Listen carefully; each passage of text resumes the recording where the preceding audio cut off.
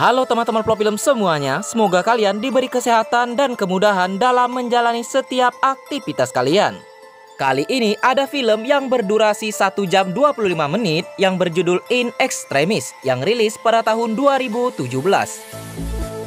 Jujur ya teman-teman, untuk mengerti jalan cerita film ini, saya sampai sekitar 4 kali menonton, baru ngeh dengan tujuan dari film ini.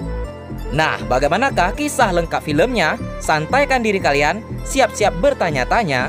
Ayo kita mulai.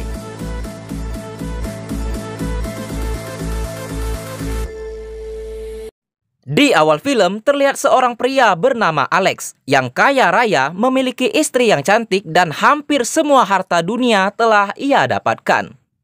Namun hari itu Alex merasa tak ada lagi yang paling penting dalam hidupnya kecuali keluarga. Oleh sebab itu, ia memutuskan pulang lebih awal demi keluarganya.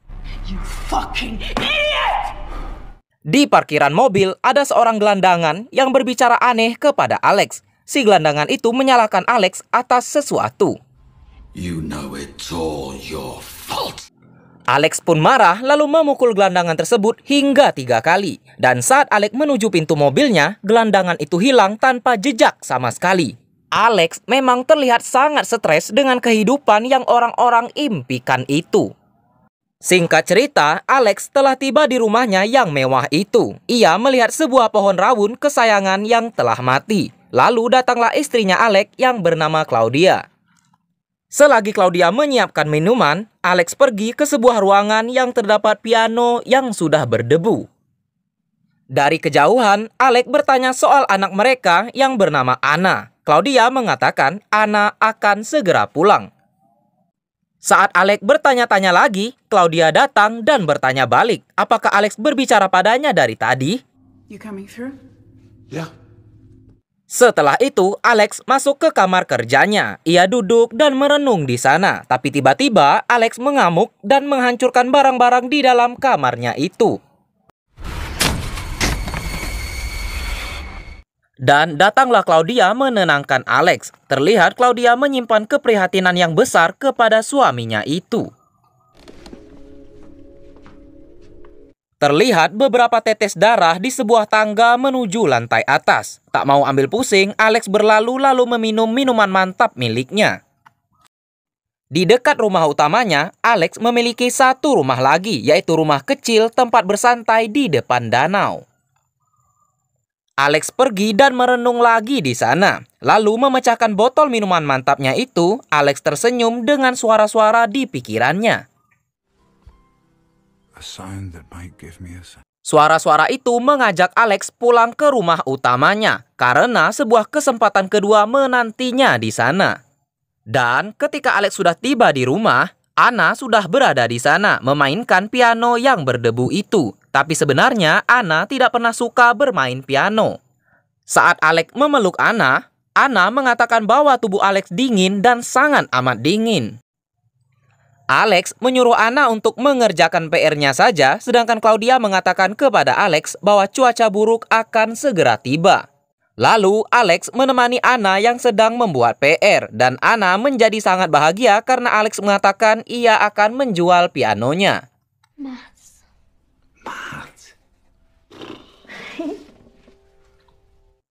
Dan Anna masih sangat sedih karena pohon rawon kesayangannya itu telah mati dan mitos di sana beredar bahwa itu adalah pertanda buruk. Singkat waktu, Alex, Claudia, dan Anna akan makan siang bersama dan saat mereka baru mulai bersulang, terjadilah gempa kecil namun hanya sebentar. Alex keluar dari rumah untuk memeriksanya dan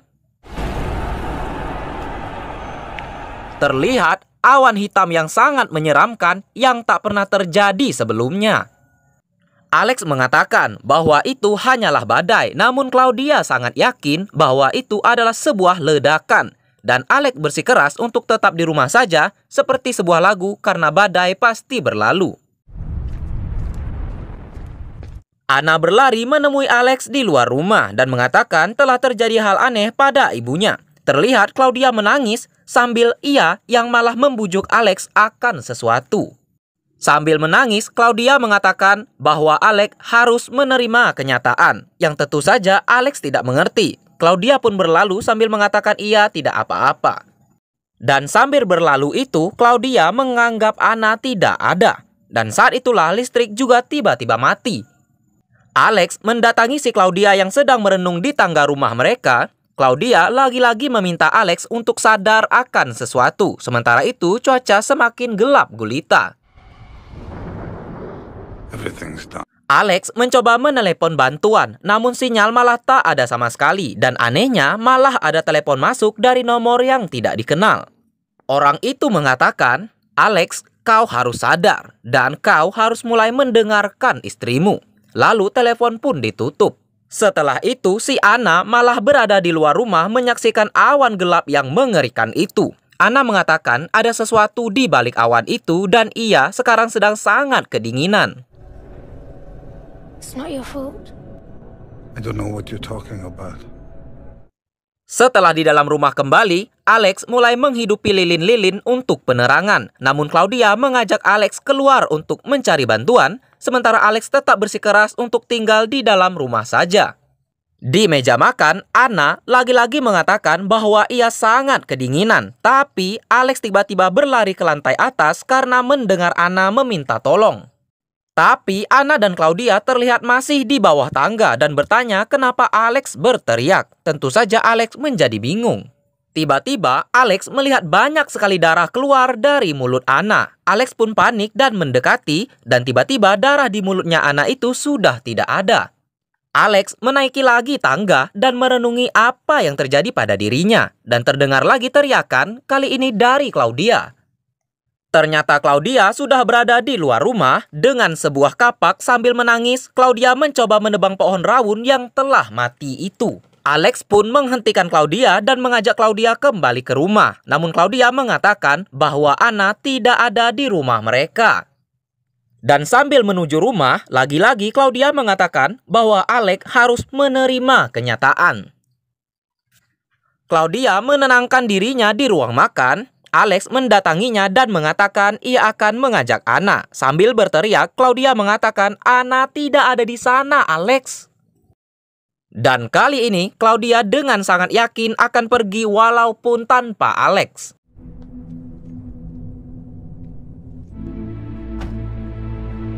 Akhirnya, Claudia menaiki mobilnya lalu pergi. Sedangkan Alex memilih tidak mengikuti Claudia karena Anna masih berada di dalam rumah. Saat Alex berbicara dengan Anna di meja makan, terlihat sesosok bayangan hitam berada di luar jendela rumah mereka.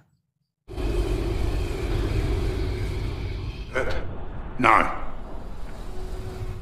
Alex pun langsung mengajak Anna keluar dari ruang makan itu. Dan tiba-tiba, ada lagi sosok bayangan hitam itu berdiri di atas tangga rumah mereka. Alex dan Anna berlari menuju pintu keluar. Karena masih ada kapak yang dipakai Claudia tadi, Alex mengambilnya dan kembali ke tangga untuk memukul si bayangan hitam itu. Namun Alex berubah pikiran dan malah mengajak Anna bersembunyi di ruang bawah tanah. Setelah berada di bawah, Alex pergi memeriksa dan ketika menengok ke bawah, Anna tidak ada dimanapun. Anna? Anna! Anna! Alex mencari Anna ke ruang belajarnya. Ternyata PR yang dikerjakan Anna tadi adalah menggambar sosok bayangan hitam itu. Alex semakin bersiap dengan mengambil pistol miliknya, lalu terdengarlah teriakan Anna yang memanggilnya.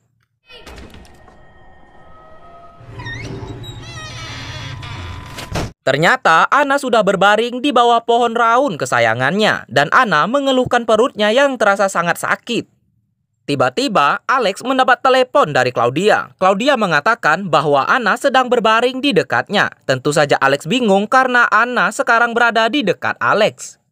Dan Alex pun akhirnya membawa Anna pergi dengan mobilnya. Di cuaca yang sangat gelap gulita itu, Alex merasa aneh karena jalan yang selalu ia lalui telah berubah. Tampak jalanan itu kecil dan hanya menuju ke suatu tujuan dan tak ada kendaraan lain selain mobil Alex. Di ujung jalan itu, tibalah mereka di sebuah rumah sakit tua yang megah. Alex pun menggendong Anna menuju ke dalam rumah sakit dan membaringkan Anna di sebuah kasur darurat. Tiba-tiba terlihat seorang suster. Alex pun bertanya soal tempat itu. Dengan senyum menyeramkan, suster itu mengatakan bahwa Anna sudah dirawat oleh dokter. Dan ketika Alex menoleh ke kasur darurat, Anna sudah tak ada lagi di sana. Suster itu mengatakan Anna sudah bersama dokter di lantai 6. Beberapa langkah saja Alex menaiki tangga, si suster itu sudah tidak ada lagi. Dan tiba-tiba Alex ditangkap oleh 2 petugas rumah sakit beserta seorang dokter dan seorang perawat. Dokter itu menyuntikkan Alex sesuatu, lalu Alex tidak sadarkan diri.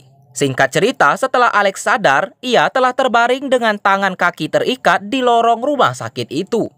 Alex pun melihat Claudia yang sedang duduk termenung. Alex meminta Claudia untuk segera melepaskannya, lalu Claudia mengatakan bahwa Anna sudah lama di rumah sakit tersebut.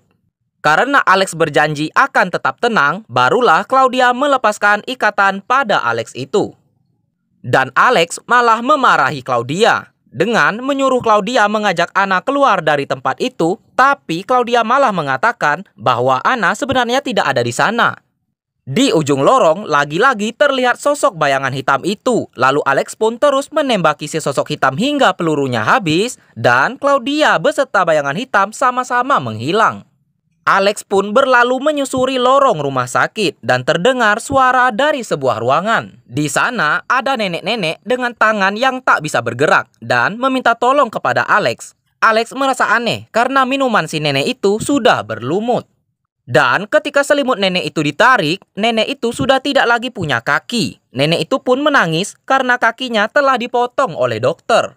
Dan tiba-tiba ia tertawa, mengatakan kepada Alex bahwa seperti itulah yang telah dokter lakukan kepada Anna. You can't stop. Alex pun segera keluar dari ruangan nenek-nenek itu lalu menangis di pojokan.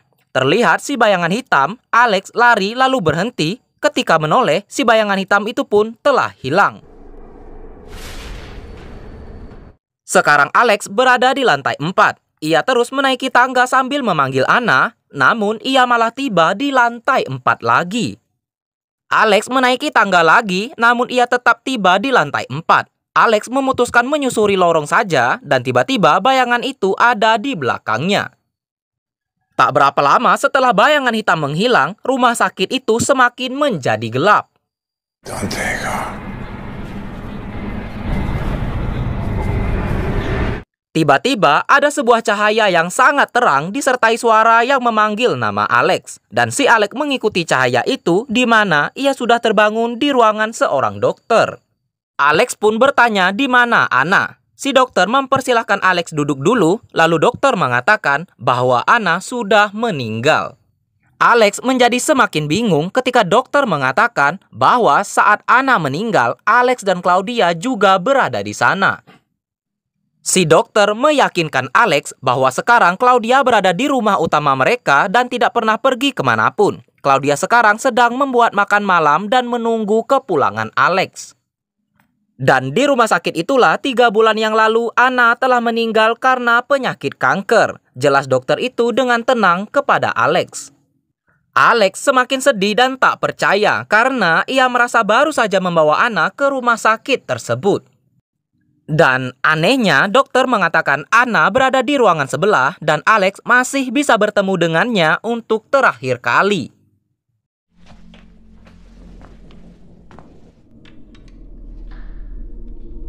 Antara percaya atau tidak, Alex pun menuju ruangan tersebut. Dan benar, Anna sudah berada di sana dan karena penyakit kankernya, Anna tidak lagi memiliki rambut. Alex langsung meminta maaf kepada Anna. Namun Anna meyakinkan bahwa Alex tidak salah apa-apa dan para dokter pun telah berusaha sebaik mungkin. Alex masih ingin mengajak Anna pulang dan disinilah Anna menjelaskannya. Bahwa selama ini Alex terus menyalahkan dirinya sendiri dan merasa ia adalah ayah yang jahat. Makanya Alex terus merasa buruk dan mengalami hari-hari yang buruk.